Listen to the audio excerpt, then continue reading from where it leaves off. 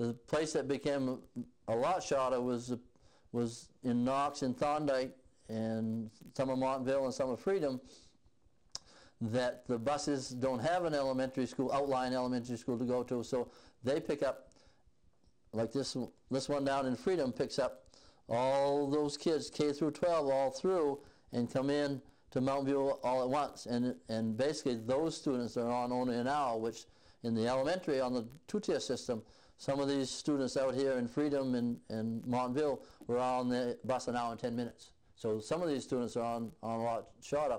The students that are down in Knox, off the Scheibels Road, off the Bailey Road, in 137, in those areas, they're picked up by buses that come in from Monroe and Brooks up through, and so those kids, in fact, are on as much as 30 minutes to 40 minutes shorter, because they leave Mountain View and are taken directly home as the buses go towards Moss and Monroe.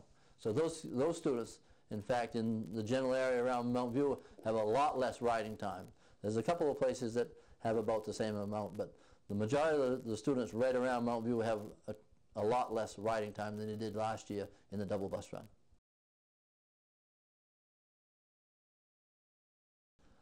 There's always a downside to everything, but don't know if there's a downside as far as I'm concerned. Okay, the buses have more students on them. That's true. Okay, are they overcrowded? No.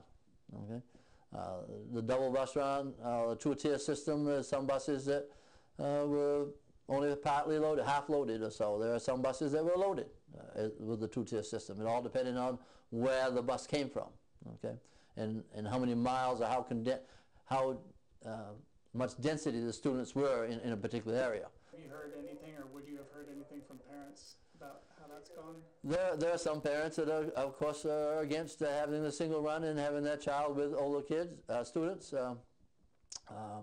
It has not, in my opinion, been a significant problem. We've had some problems with little children and bigger students, but we've had trouble with bigger students and bigger students, and we've had trouble with little students and little students.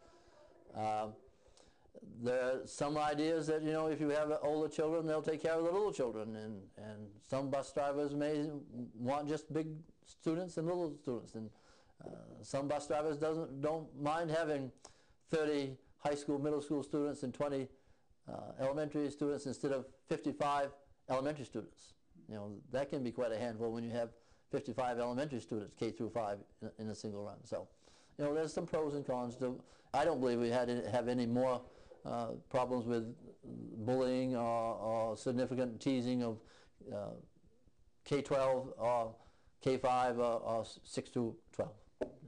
I haven't seen any difference at this point.